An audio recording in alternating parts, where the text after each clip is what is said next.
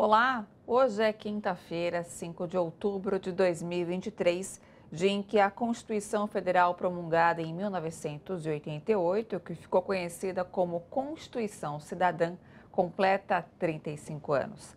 Nessa data importante, desejamos vida longa à Constituição e à democracia, que elas sejam eternamente defendidas como o bem maior desta nação. Mas hoje também foi um dia marcado pelos desdobramentos do assassinato brutal dos 3 médicos no Rio de Janeiro, ocorrida ontem à noite.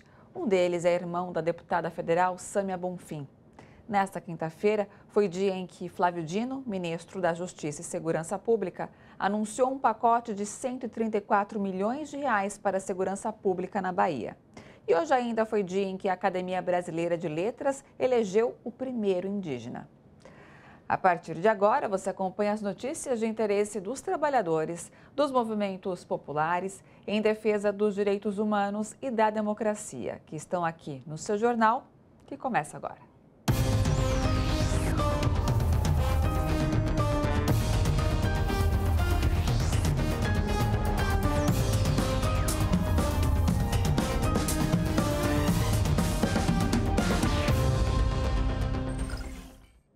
A Comissão de Constituição, Justiça e Cidadania do Senado aprovou nesta quarta-feira, por 15 votos a 11, uma PEC que permite a venda de sangue e seus derivados.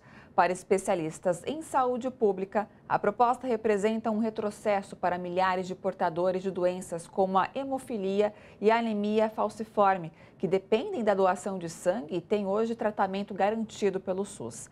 A reportagem é de Daiane Ponte.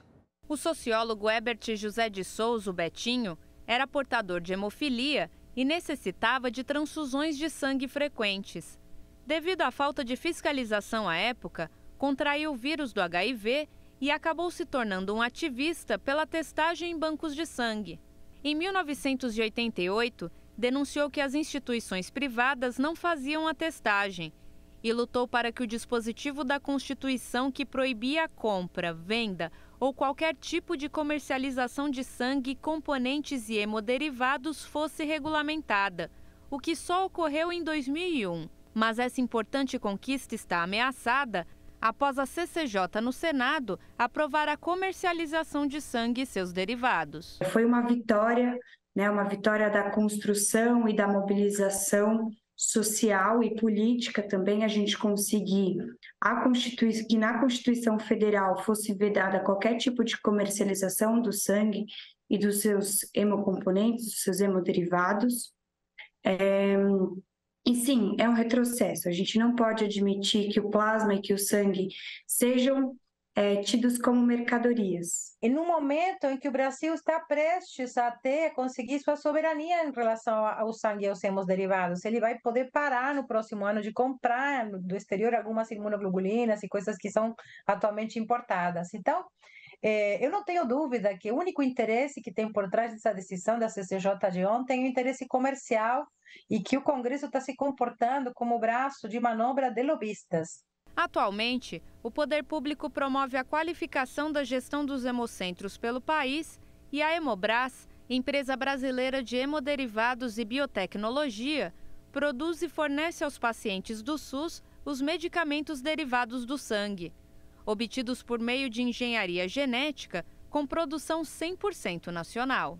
A aprovação da PEC, ela traz prejuízos não só para grupos específicos, mas também para toda a população brasileira, uma vez que a Política Nacional de Sangue, Componentes e Hemoderivados e a Hemorrede, que é referência mundial, ela abastece não só a saúde pública, como também a saúde privada. Neste momento, quando há em curso uma política claramente sustentada pelo Ministério da Saúde e a partir da sua Secretaria de Ciência e Tecnologia, que diz que haverá apoio e envolvimento, investimento para desenvolvimento do complexo econômico industrial da saúde, é um absurdo que isso tenha acontecido. A proposta de emenda constitucional ainda deverá ser votada no plenário do Senado.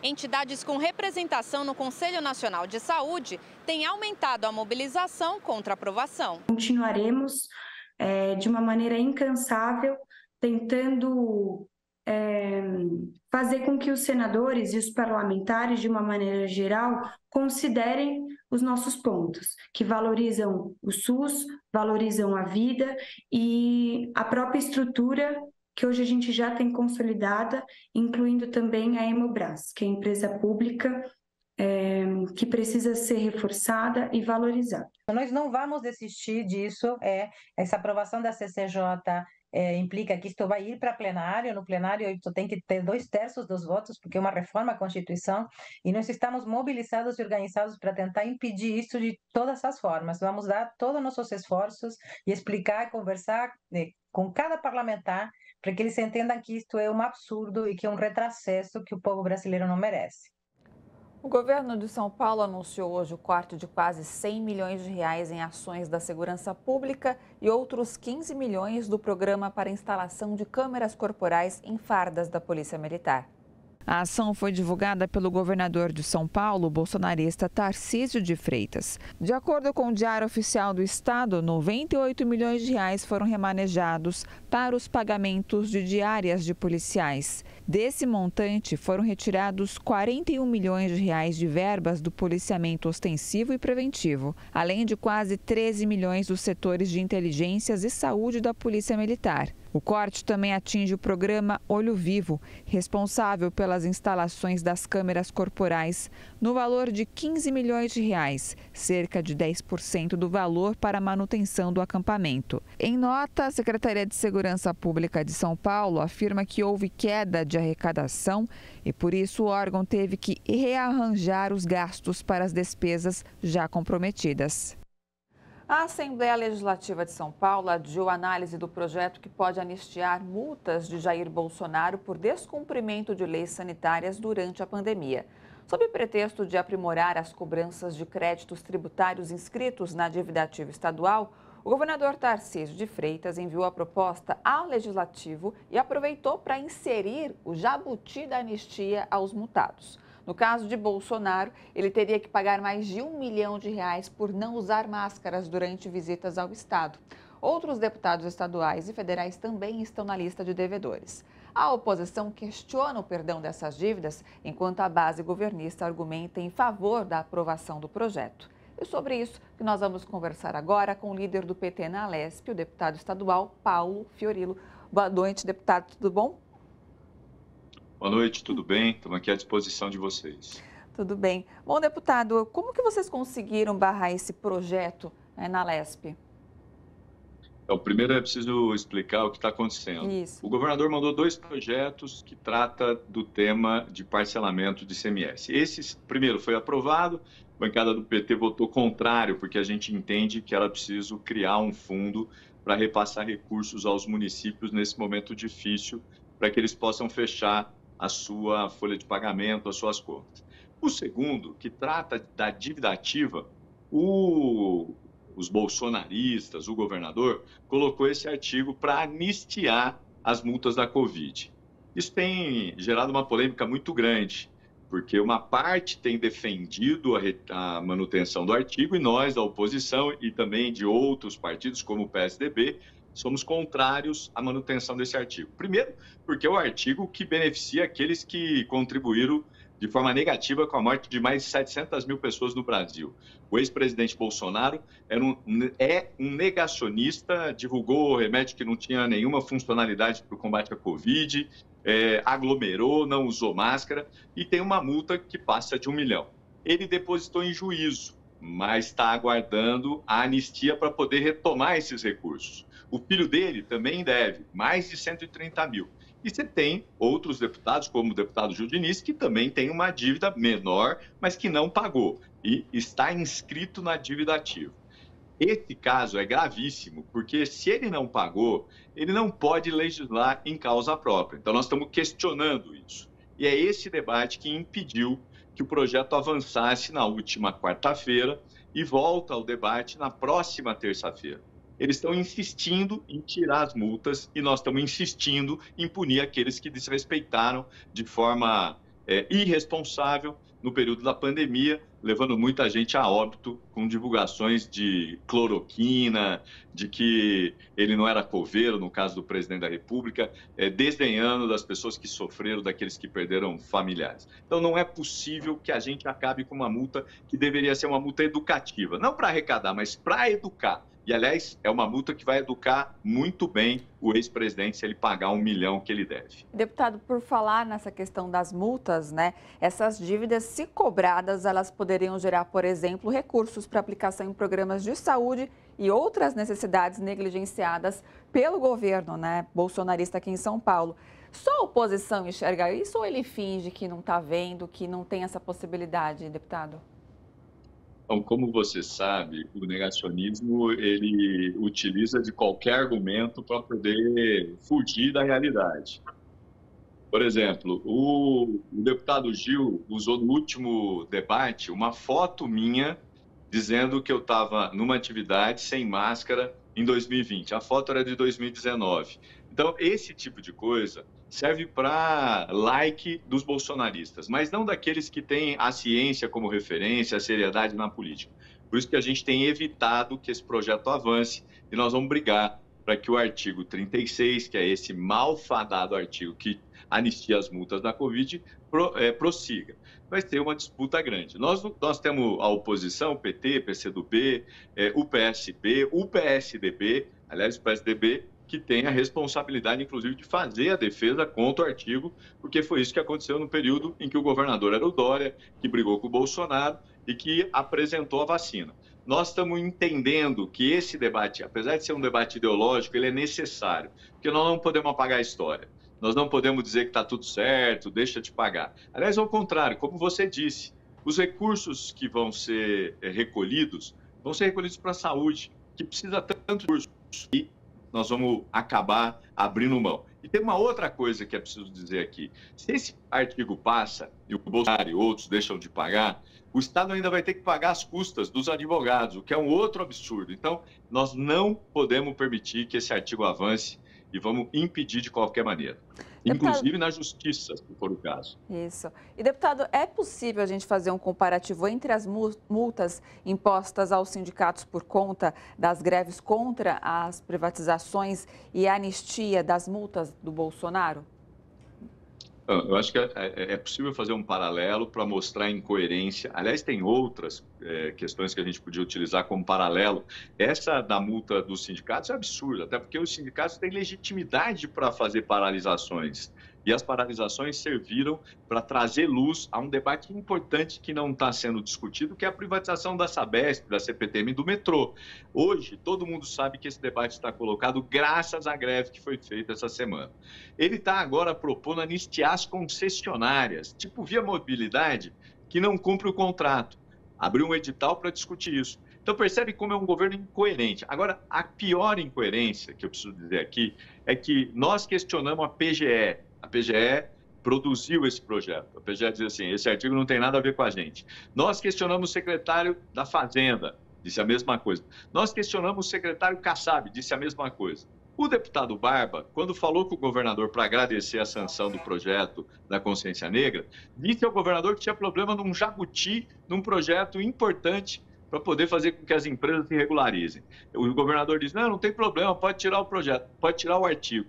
Agora, ninguém assume a paternidade do artigo. Então, é uma incoerência atrás da outra. É isso que nos leva a ter a certeza de que nós estamos no caminho certo, brigando para tirar esse artigo e impedir que aqueles que contribuíram negativamente para poder levar 700 mil pessoas a óbito no Brasil, mais de 700 mil, 180 mil no estado de São Paulo, possam ser punidos de forma exemplar. Essa multa é educativa, ela não serve só para arrecadar, ela serve para educar. E esses bolsonaristas precisam de muita educação e, nesse caso, as multas podem ajudar a que eles aprendam um pouquinho do que foi o período tão triste da Covid que eles desdenharam. Com certeza, é isso mesmo. Deputado, obrigado, pela sua participação aqui, pelas suas informações também. Vamos continuar acompanhando de perto todo esse processo. Sempre muito bem-vindo aqui no nosso jornal. Muito obrigado, um abraço a você e a todos que nos acompanham. Boa noite e até a próxima. E para comemorar o novo momento do Brasil, está de volta ao Prêmio CUT após um hiato de 5 anos. Na quarta edição do prêmio, organizado pela comissão organizadora do Congresso Nacional da CUT, a CONCUT, a votação está aberta para que você possa escolher quem será o vencedor nas 6 categorias. Vamos conferir alguns dos indicados agora. Na categoria Personalidade de Destaque na Luta por Democracia, Cidadania e Direitos Humanos, concorre a antropóloga Adriana Dias, ativista pelos direitos das pessoas com deficiência e doenças raras, falecida em janeiro deste ano. O segundo indicado foi o padre Júlio Lancelotti, coordenador da Pastoral do Povo de Rua da Arquidiocese de São Paulo. E a terceira indicação é da juíza aposentada e militante dos direitos humanos, Kenarik Bonjiquian. Outra categoria é entidade de destaque na luta por democratização da comunicação, imprensa livre e combate às fake news. A primeira indicada é a TV dos Trabalhadores, a TVT. As demais indicações são para a revista Fórum, um dos portais mais acessados da mídia independente desde 2001, e o GGN, o Grupo Gente Nova, do jornalista Luiz Nassif. E para votar nessas e nas outras categorias, basta acessar a página premio.cult.org.br, ir na opção Indicados e confirmar sua escolha. Não esqueça de deixar seu voto para a TV dos Trabalhadores, na categoria Entidade de Destaque na luta por democratização da comunicação, imprensa livre e combate às fake news. A votação ficará aberta até a próxima terça-feira. A premiação vai acontecer no dia 21 de outubro, durante o 14º Congresso Nacional da CUT, em São Paulo. E o seu jornal faz um intervalo. Daqui a pouco você acompanha outras notícias deste dia 5 de outubro de 2023.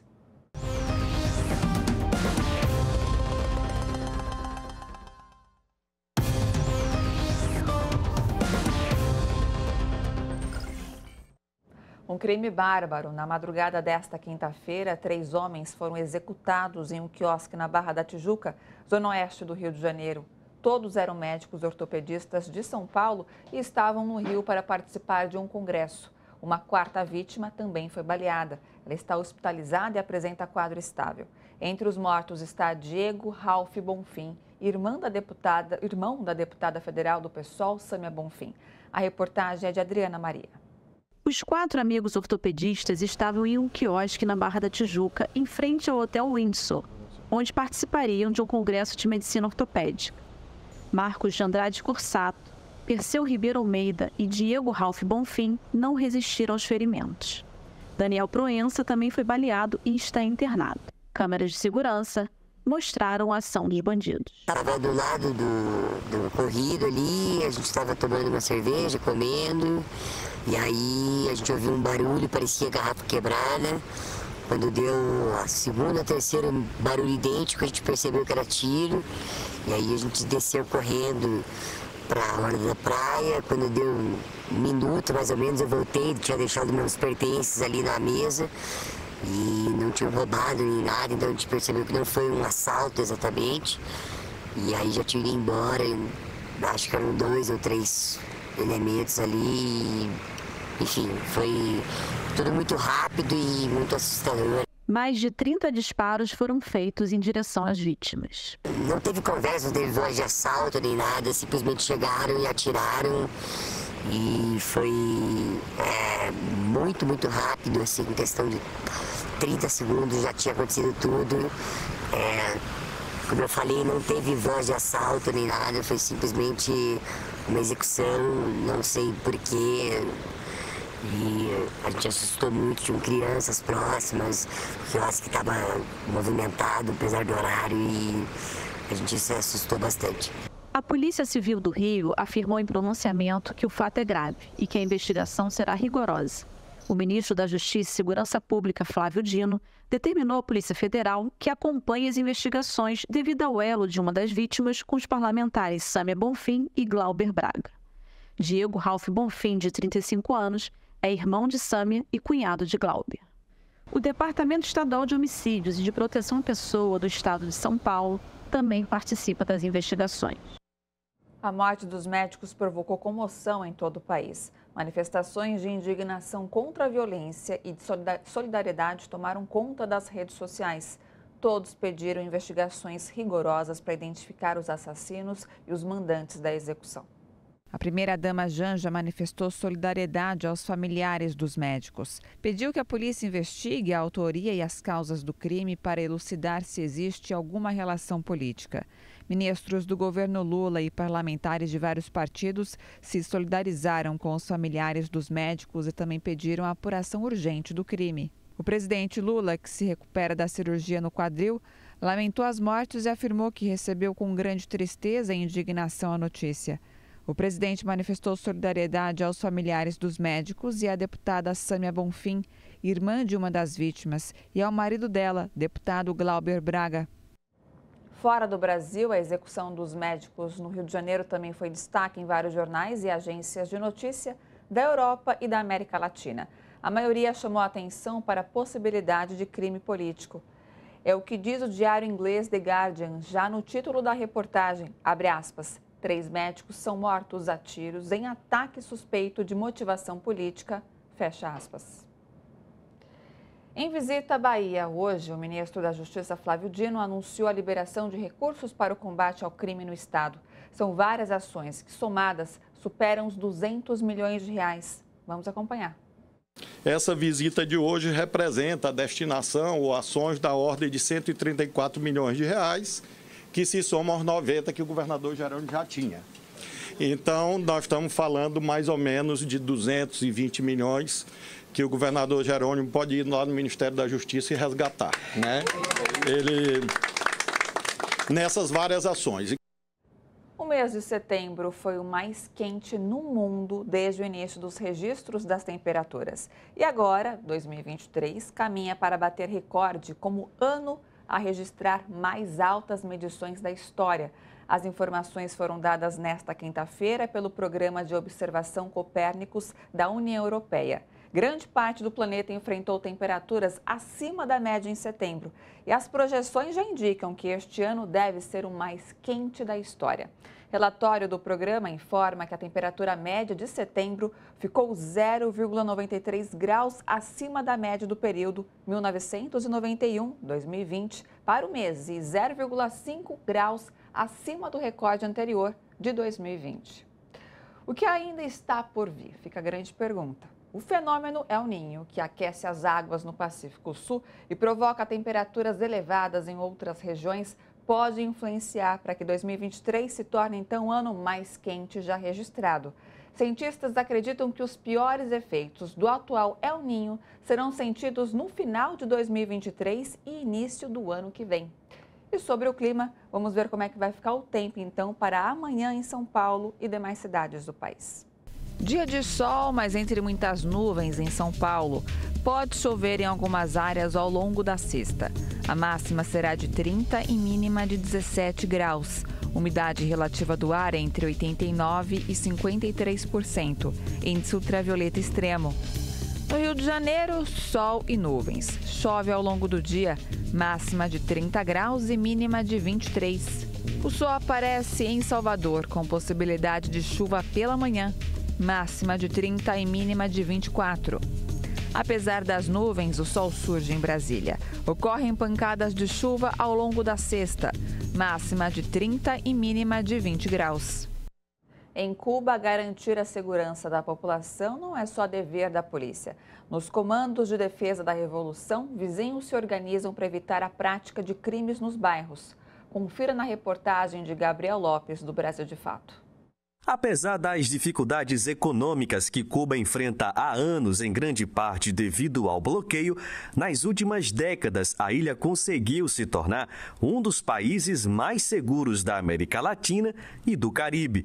Em bairros populares, é comum ver crianças brincando nas ruas até tarde da noite e vizinhos com as portas abertas. Esse é o caso de El Fanguito, um bairro popular de Havana. Realmente aqui todo mundo cuida, porque queremos cuidar lo nuestro, que lo nuestro es lo de todo el mundo, está en tu propiedad privada, lo que tú tienes en tu casa, que lo cuidamos mucho porque mucho esfuerzo nos ha costado a todos, pero también cuidamos la bodega, que es donde están los alimentos que vamos a comprar todos, que cuidamos las escuelas, que es la escuela de los niños donde van a ir todos los niños de todos. la casa del vecino, que es el vecino, dice, el vecino más cercano es tu hermano, y entre todos voluntariamente no permitimos que haya ningún hecho delictivo, ningún hecho de sangre, ningún hecho de violência. A baixa criminalidade em Cuba é um resultado de vários fatores, entre eles o alto investimento do governo em saúde e educação, além da oferta de atividades esportivas e artísticas. Além disso, em Cuba, a segurança se tornou uma forma de cuidado coletivo. Cada vizinho faz parte da segurança por meio dos Comitês de Defesa da Revolução, o CDR, uma forma de auto-organização social. Los Comités de Defensa de la Revolución somos una gran familia, un grupo de personas organizado por barrios, por CDR, con un número determinado de viviendas que están dentro de ese CDR y apoyamos al país en cualquier movilización, cualquier tarea, cualquier actividad que nos den.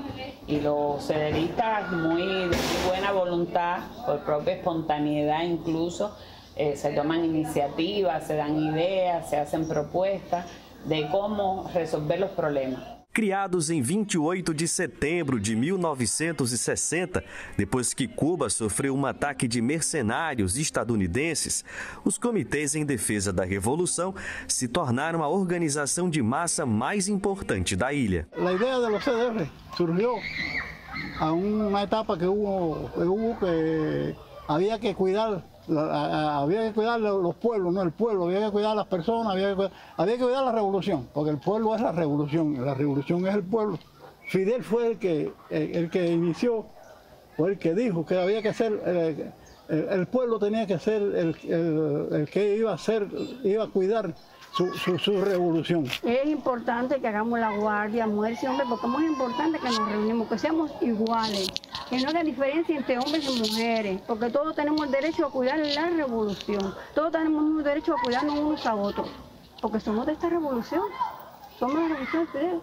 Desde o triunfo da Revolução, Cuba teve de enfrentar a ameaça constante de sabotagem e danos externos. Para aqueles que fazem parte do povo auto-organizado, é uma questão de rejeitar qualquer interferência estrangeira nos assuntos de seu próprio país. Tu não pones uma auto-organização, tu casa não funciona. Si tu casa, tú no pones un orden, y esto tiene que ser así, y nos vamos a organizar así, tu casa no funciona porque todo el que venga a tu casa, todo el que vive en tu casa, va a hacer lo que quiere. ¿Me entiendes? Entonces, en esta que es nuestra casa, tenemos que auto-organizarnos. Como decía Tony en su canción, ¿ves? Hay cambios que mi casa necesita, pero los cambios de mi casa los hago yo. No tiene que venir nadie a hacerlo. Y sí, queremos que muchas cosas cambien y que mejoren, pero los cambios los queremos hacer nosotros, no que venga nadie de afuera a organizar tu casa. O seu jornal faz um intervalo rápido. Nós voltamos em instantes com outras notícias. Até já.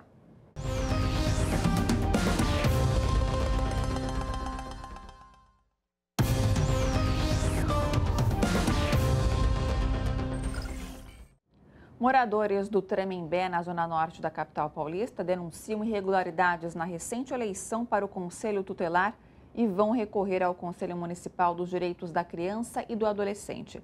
E sobre isso eu vou conversar agora com a Silvani Nascimento Pereira, que é do Movimento Nacional de Luta por Moradia na zona norte de São Paulo. Boa noite, Silvani. Seja bem-vinda aqui no seu jornal, tudo bem? Boa noite, tudo bem. Silvani, conta aqui pra gente quais tipos de irregularidades foi constatada na eleição de conselheiros tutelares. Então, as irregularidades aconteceram desde o início das inscrições. O CMDCA elaborou vários critérios para que os candidatos pudessem se inscrever para se candidatar. Ocorreu que vários critérios não ficava bem claro e, por esse motivo, muitos candidatos foram indeferidos. Por quê? Porque não cumpriram a regra dos critérios. Foram indeferidos no primeiro momento, no segundo momento recorreram e por deferidos a maioria. Então, o erro já começou na inscrição para concorrer à eleição. Certo.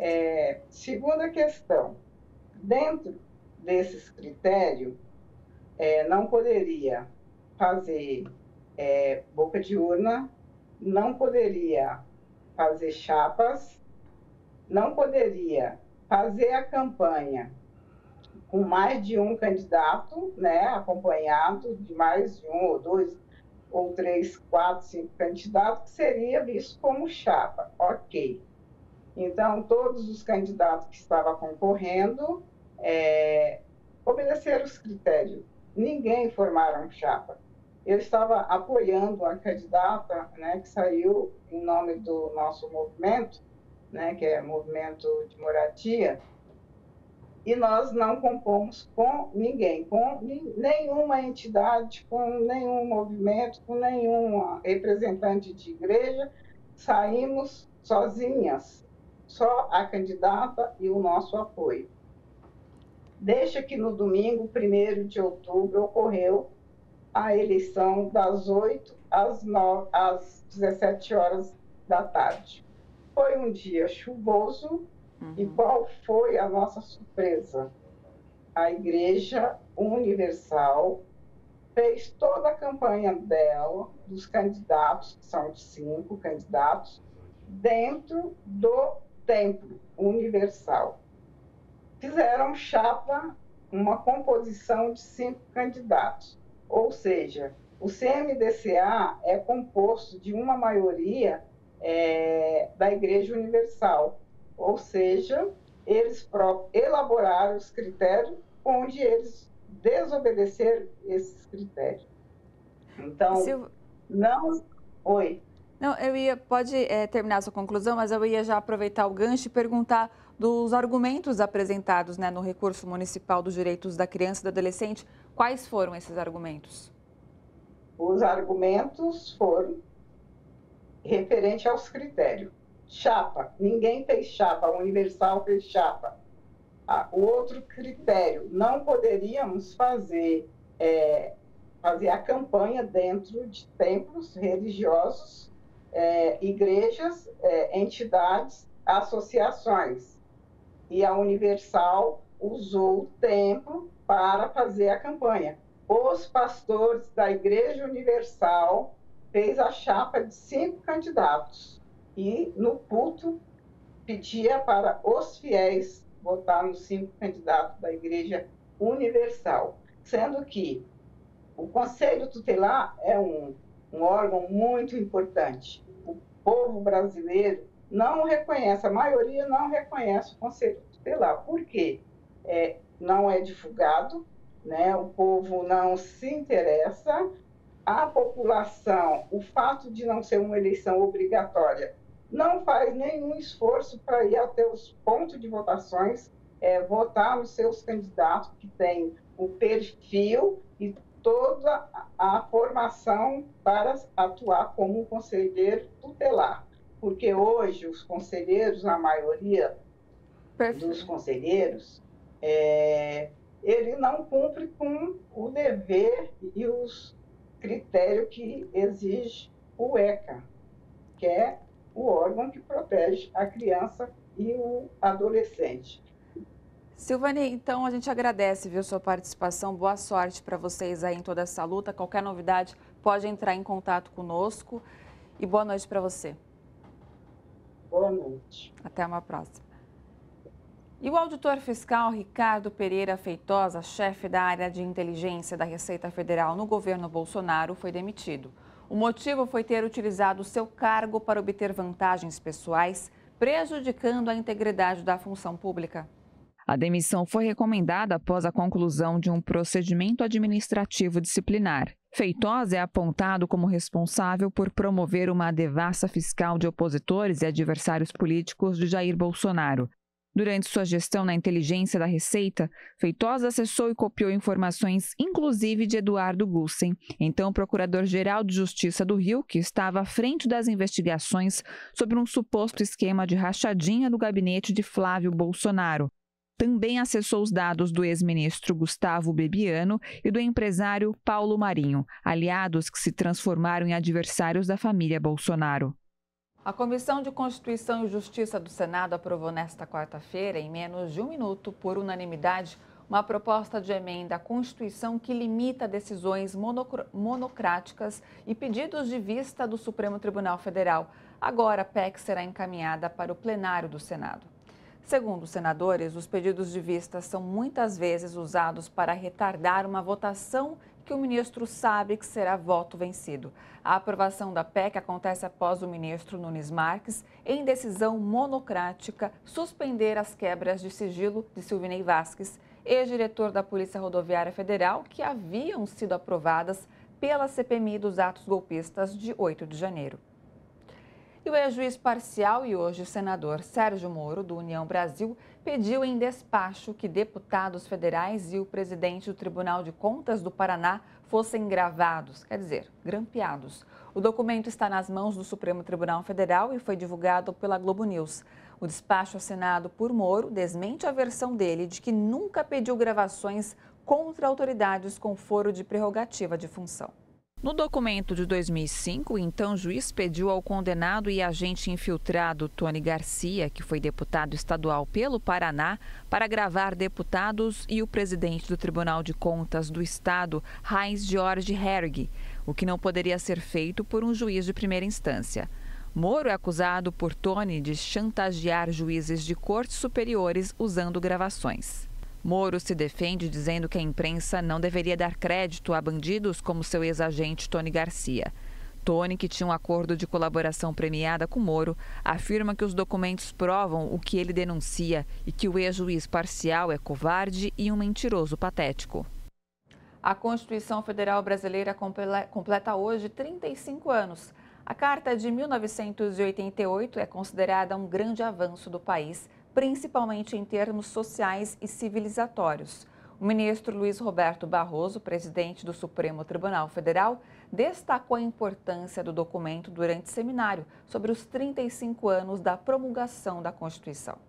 Tivemos avanços importantes nesse período em matéria de direitos fundamentais, de mulheres que finalmente conquistaram a igualdade nas sociedades conjugais na Constituição e tiveram avanços importantes nos seus direitos, na luta contra a violência sexual e de acesso ao mercado de trabalho. Tivemos avanços importantes em matéria de ações afirmativas e proteção das pessoas afrodescendentes. Tivemos avanços em relação à proteção dos direitos das comunidades indígenas na demarcação de suas terras, uma luta difícil e ainda inacabada, mas que também teve avanços. Portanto, faço alguns registros positivos desses 35 anos, em que, no entanto, ainda enfrentamos grandes problemas de uma desigualdade abissal, de ainda pobreza extrema em algumas partes do Brasil, que é inaceitável num país com a riqueza que nós temos. O SUS é um dos principais frutos da Constituição de 1988 e está sendo reforçado agora com a iniciativa do governo Lula de retomar e ampliar o programa Mais Médicos, levando atendimento a todo o Brasil. O comentário é do ex-ministro da Saúde, Arthur Quioro. Hoje, 5 de outubro, é o aniversário da Constituição Cidadã. Sim, 1988, a Constituição do Brasil mudou substancialmente as políticas públicas e, entre elas, escreveu no seu artigo 196 que a saúde é um direito de todos e é um dever do Estado, criando o Sistema Único de Saúde. Esse sistema que vem fazendo a diferença na vida de milhões de brasileiros, em particular daqueles 75% da população que depende exclusivamente do SUS. Um dos aspectos importantíssimos trazidos pelo SUS foi a atribuição de responsabilidades tanto à área da educação, por meio do MEC, como ao Ministério da Saúde, na formação e na garantia de trabalhadores e trabalhadoras da saúde, nas suas mais diferentes áreas de atuação e especialidades, aptos a cuidar da saúde da população. E é nesse sentido que o governo federal, já desde 2013, vem enfrentando esse desafio de garantir, em particular, profissionais de saúde voltados às nossas necessidades. E essa é uma das premissas do Mais Médicos.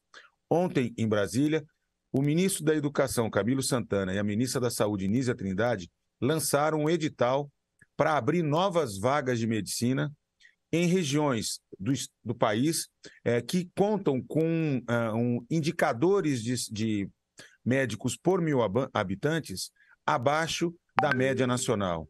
O objetivo é desconcentrar essa oferta, promover não só a formação, mas mais qualidade na formação, com a meta de atingir um indicador de 3,3 médicos por 1.000 habitantes, que é o patamar recomendado pela Organização da Cooperação e Desenvolvimento Econômico, a chamada OCDE. Para isso, se analisou o comportamento da distribuição dos médicos e um cenário futuro, né? E reservou-se 2.000 vagas para abertura futura e expansão das universidades federais, outras 2.000 vagas para expansão de cursos já existentes e que têm capacidade de ampliar, e são lançadas agora 5.700 novas vagas a partir desse edital.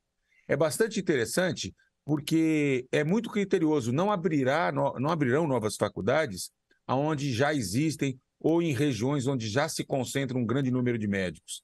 Então, são exatamente as regiões que têm menos de 2,5 médicos por 1.000 habitantes, que reúnam condições de infraestrutura, rede básica, saúde mental, urgência e emergência, e hospitais com pelo menos 80 leitos, regiões com capacidade de abrigar leito, é que vão ser contempladas. E é assim que 116 regiões estão aptas, nos próximos meses, a receberem propostas de instituições federais, de instituições particulares, de instituições que tenham maior experiência e qualidade na oferta de cursos de medicina, para que o Brasil possa corrigir essa distorção, ou seja, garantir não apenas formação na graduação, mas também a residência médica, que é fundamental para fixar os profissionais de saúde nas mais diferentes regiões do Brasil. Chegou a hora de enfrentar a iniquidade, ou seja, a distribuição desigual, que garante acesso desigual para as pessoas.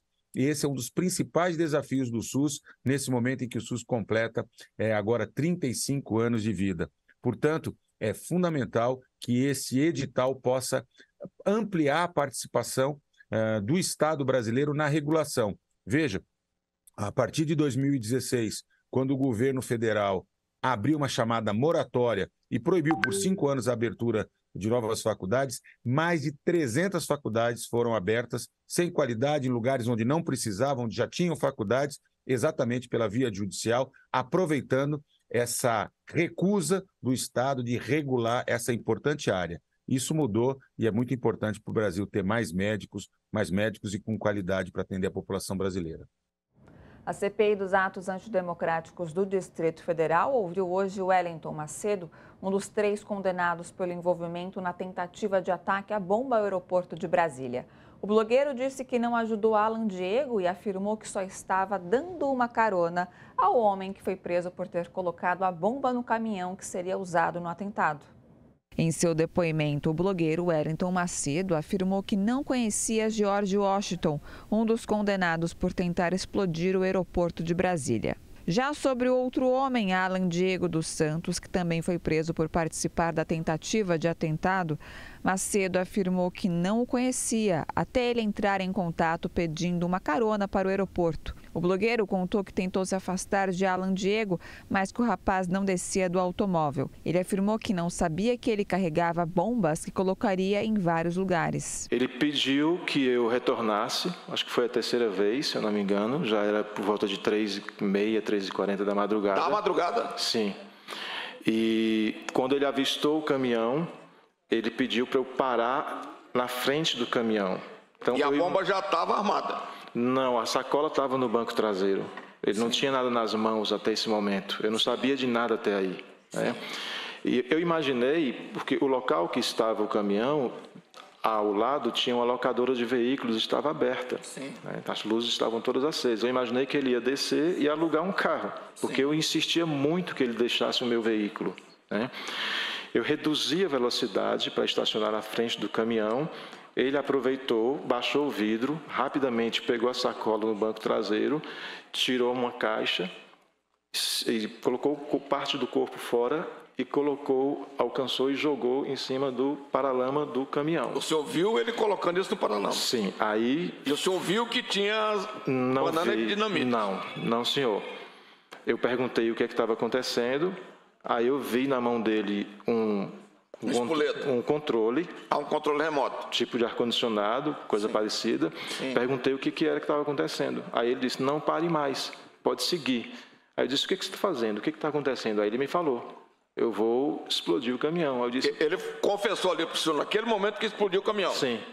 Aí o que o senhor disse para ele, nessa hora que ele disse que explodiu o caminhão? Eu entrei em pânico. Eu entrei em desespero. Após ouvir o depoimento, o presidente da CPI, Chico Vigilante, questionou se Macedo havia relatado a alguém sobre o que aconteceu durante o transporte de Alan Diego. O senhor tinha cometido um deslize de transportar um elemento que estava com bomba? Eu tive muito medo e eu não sabia, naquele momento e nem no dia seguinte, que decisão tomar. Sim. O senhor não comunicou à Folha? Não, senhor.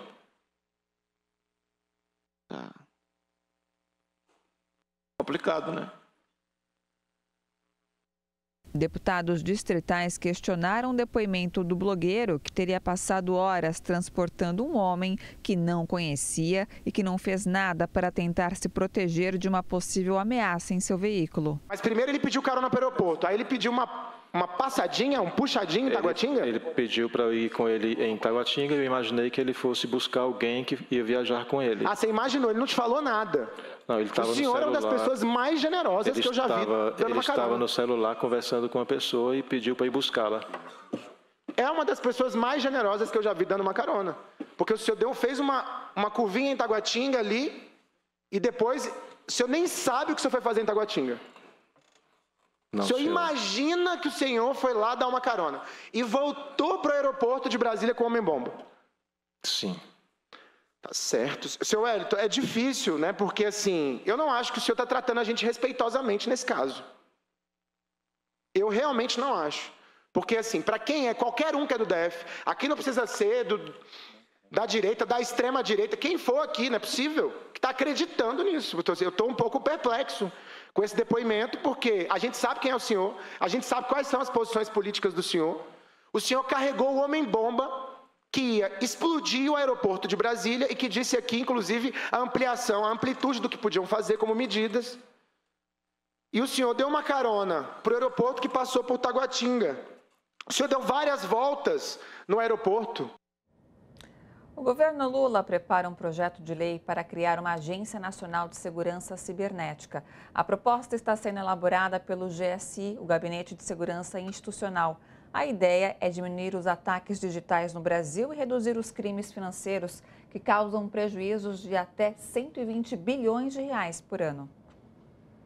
E pela primeira vez, um indígena é eleito para a Academia Brasileira de Letras.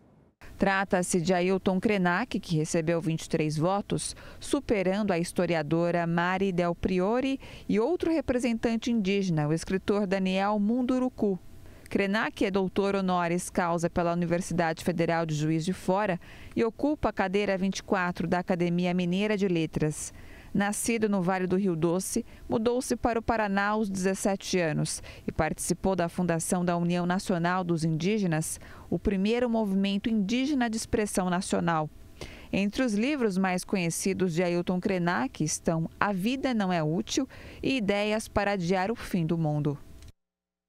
A edição de hoje chegou ao fim. Amanhã, o seu jornal está de volta com as lutas por direitos humanos em defesa da democracia. Até lá.